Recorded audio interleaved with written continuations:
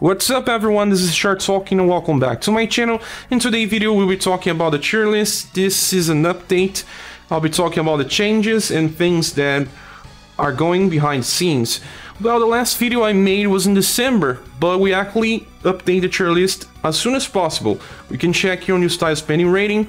Every time there's a new style, we go here, add the new style, get some information about how this style operates. This is always done after the review.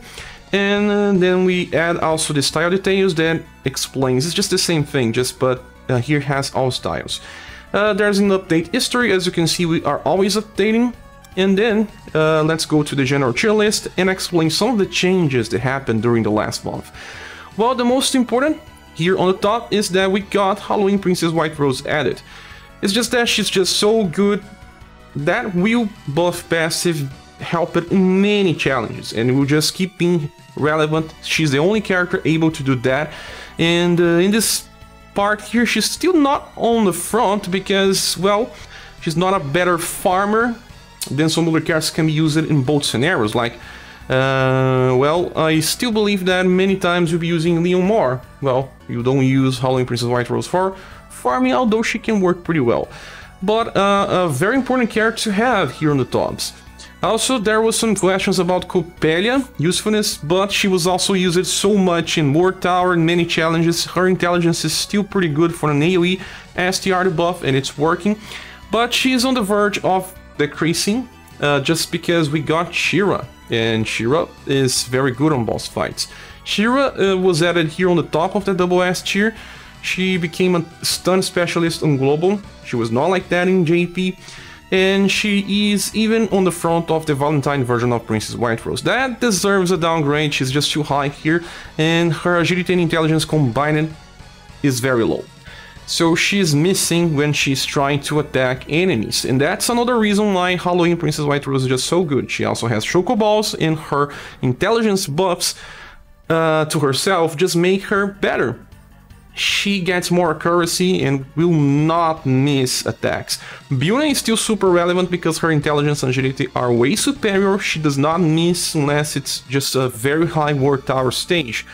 Blue Princess White Rose was also changed. She was kind of down there, but we had to consider Choco Balls as inheritance. Then when we have this icon, it means that to get on this position we need an inheritance. So these are the changes here. We also got Christmas or Pina here close to Darket. Actually, she could be considered better. She's just very similar to how Joe operates without having to rely on inheritance for AoE. Her damage with her fast attack is pretty high. She can also use Mirage Blade plus twice in a row. This is something no one can do in the game. And even if she goes to skip a turn, she can use her fast attack on turn 1 and then on turn 3. Mirage Blade plus. The damage is pretty high, and one of the closest damage potentials to UDX Matriarch, and we all know how strong this girl is. Well, she buffs as well, so mile is ahead, but, well, very close on the same, just same for damage. When you are clearing a wave, well, if you are just clearing a wave, the buff won't even matter anyway. So she's better than Emperor in our evaluation because, well, Emperor needs very good inheritance for single target damage. She can also just get doppelgangers that uses 9 BP, and it's pretty strong if you want, but she's not made for boss fights. Although you can kind of use Emperor in boss fights, he's also not the best thing. So here on the top, this was the changes we got seen on this position. I don't remember if we discussed this before. There is Madeline here close to Emilia. Well, Emilia is more safe to use. Then we have the newest Yunzin, and she's like one of the first mages to appear here on the tops. And the reason is just that she gets 4 BP by a turn. That's insane, and she also has access to Ring of Life while not being a character that does not help in combat. Remember that we had another character with the Ring of Life, that is Mercifine, and let me try to find her here because there's just so many characters. And Mercifine AoE heal, here, we have her here, was the only good part about this version of Mercifine. But then she got a better version that when inheriting Ring of Life will stay close here as well, because Ring of Life is good when a character can do more than just that. That is the case with this Yunzin. She can do damage, she can debuff dexterity, and she can also use Ring of Life. And stacks intelligence all the time, so she becomes just as good as this Mercifine for long fights. We have two very powerful cold damage dealers now. We got plenty of cold damage dealers, and that's why some of them will just be, well, downgraded later. This is also the newest version of Blue, that's pretty powerful and does not need a premium inheritance, that's why he's just so high here as well. He deals more damage than the very first version of Polka, but he also has the Sun attribute. That's so nice to have on a mage that will not need, well, like the version of Polka, he kind of needs to go with two styles. You get the Scatter Explosions with this one and then just passes on to this other one. And he deals more damage, much more damage to be honest. Then we have some other styles like the newest version of Claudia. To be honest, I still think that Mikhail and Minerva are better investments because they are just so good in boss fights, just so good. And then Claudia is pretty strong as well. She has Charm with her attack, she can also self-heal, but I think in long-term investment they are better, but they are pretty close still. And we also moved J-Mew to be on the front. He's still pretty good even being a little older. And we moved UDX Claudia here after Ferdinand. The reason is just that although we got an SS bull that's proper for Claudia, in long fights she does not beat the other characters, so a little more restricted. Her AoE setup is not perfect. None of them have a very good AoE setup to be honest, but for boss fights all of them works in a way or another. Well, save for this Claudia.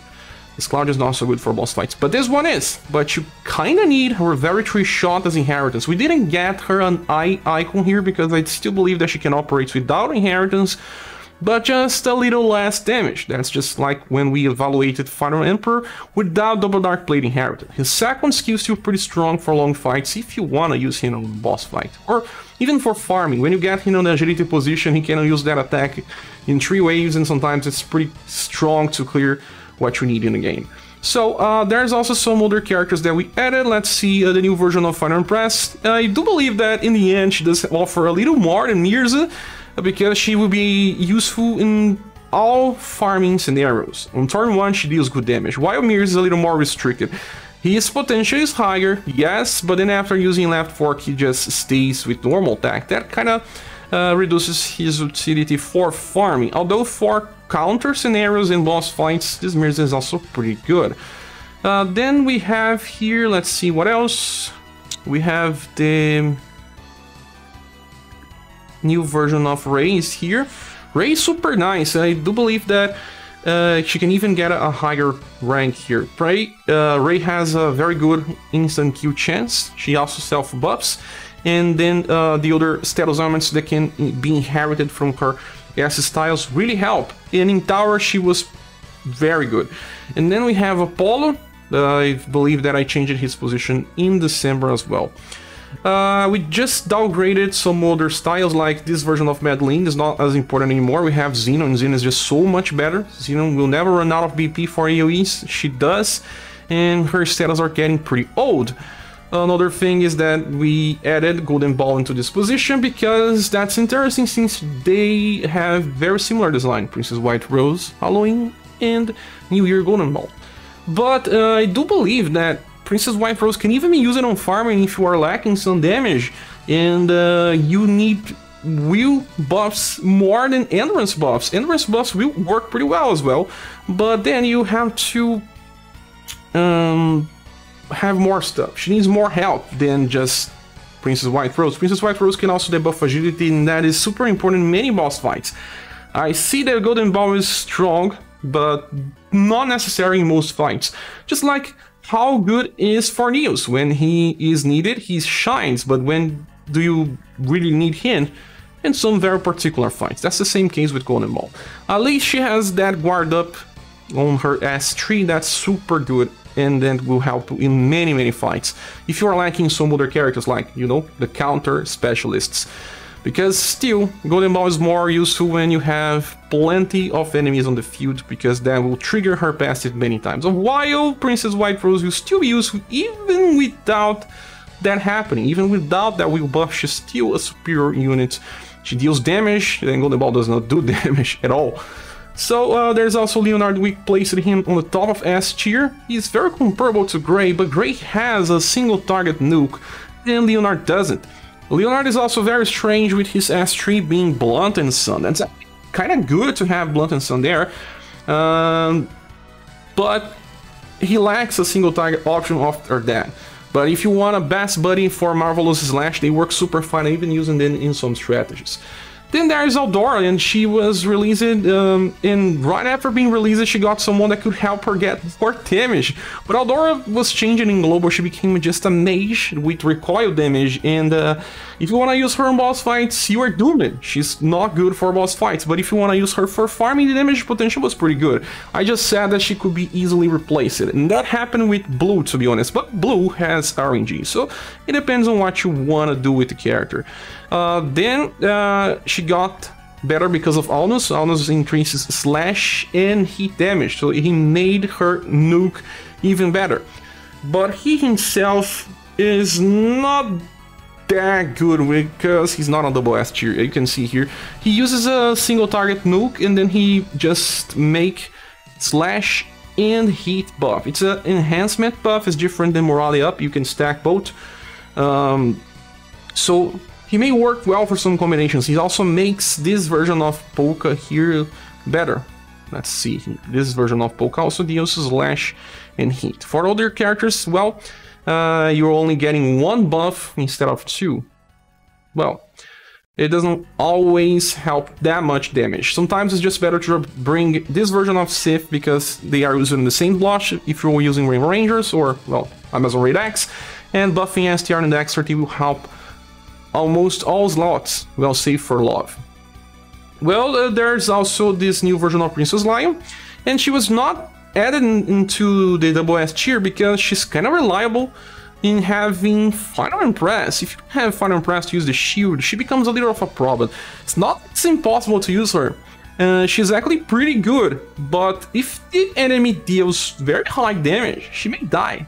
She doesn't have such a high endurance like Fornews. Fornews can work without Impress, but Princess Lion will have a little more difficulty depending on the enemies, or, well, to make her work, maybe you have to debuff the enemy, and that is not something that you need when you are using, say, UDX or Pina, because she negates damage.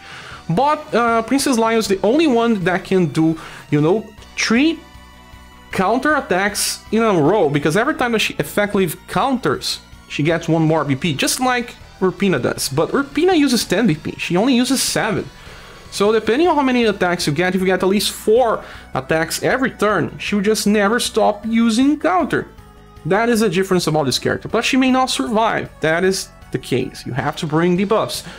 A very powerful character, but needs team building to help herself. Then we have this new version of Boston that is inferior in damage to this one, that has a Shenlong Fist, a very, very powerful attack. And also the multi-hit from Valdor, or even the easiness of usage of Azami, yes, or even then Elizabeth. So this guy is interesting because he can buff STR and agility with 25% chance, but to the whole group. This is insane, but also very unreliable. So if you want to use this guy here, he can be tricky, he can help you, but he cannot as well. So that's why he's not so high on the tier list. There is also Xiao. Xiao is also part of the discussion because she's pretty good as a freestyle. Maybe a little higher than this, one of the best debuffers being free. If you have Shira, Shira is even better, higher status and higher damage. The bad thing about this girl is that her S3 nuke just decreases love and charisma to the squad. It's not like you really need Xiao to be doing damage, you can just use Incense and debuff STR if you want as well. There was also this version of Fairy, I left her here, but there's something that I want to say. This version of Fairy can get Acupuncture Plus from her past style, and this makes her pretty good. Well, if you don't have some of the best premium styles here like Minerva, Minerva has Acupuncture Plus, and that is an attack that has a guarantee to debuff STR. So maybe it's good to do this with this Fairy. Well, if you have the Acupuncture Plus, just upgrade it and you get a lot of value. Then we have another character here, Minstrel. This Minstrel here didn't receive a very good grade because in the end he's inferior to the other one, and the other one is getting old, very, very old. Just like Creator didn't get a high score. I'm not even looking here. We have Minstrel, the true version of Minstrel. I still believe that UDX is better. This one can use the attacks from the UDX, but then we are not considering inheritance here, so not a good style for anything in the future. We just get better stuff along the way, and even now he does not offer too much in team building, at least in my opinion. And there is also Sasha. This version of Sasha here, it was a kind of a prototype. I have to tell you, they were playing with some different ideas, trying to showcase something that may work in the future, like when you heal someone, everyone gets a healing, but then the value is just not there. Healing for 150 to the squad may help only when you are bringing plenty of debuffers, then you can stall and survive for long fights, but in this game there are many challenges where the enemies just do too much damage. So Sasha is considered, for me, at least a prototype, so that's why she's not so high, and I placed her close to the Mercy team that has Ring of Life and nothing else.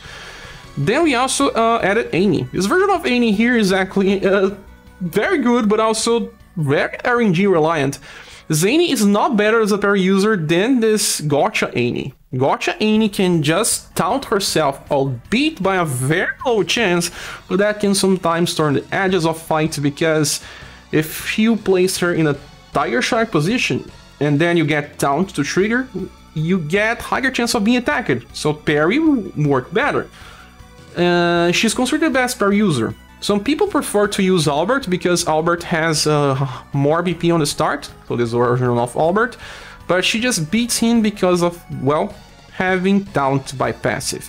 He also decreased the ranks of Julian, because Julian, it's actually a character that no one really uses anymore. We got plenty of different counter mechanics and damage reduction things like, well, you know, button press, and this Julian's hardly ever use it. I mean, you can even get a little more of a downgrade because of this. With that said, I believe we covered all the styles. If I didn't, sorry, but I tried to. There's some platinum styles like this version of Xeno that's actually pretty good. You can get light speed plus from his free S style from the last event, and he can also use Noble Cross, and also got light needles because they changed light needles for this version of Xeno, and the Xeno also has it, so he's a pretty good filler character for Pierce, even being a platinum unit. Yes, now about the other Paulus that we got, that is a debuffer. I don't like him too much. He was added here somewhere. Yes, I still prefer the version of Genie or this one even. But with that said, thanks so much for watching this video. What are your opinions? I will try to see feedback if people say that this character is better than another, they don't agree. I try to do this the best I can, but I know that there are people that will not agree with me. Like, people don't agree with Red being placed at such a high in this tier list, or Coppelia. I still believe they are very powerful, and when I ask the community about this, they still say that they should keep being on the tops. So I also respect the community decisions on everything. So that's it. I hope it helps you to decide characters to invest on. Thanks so much for watching this video. If you want to support the channel, there are links here in the description of the video, and there's also a Discord link if you want to join our community. I hope to see you soon in the next video. Bye.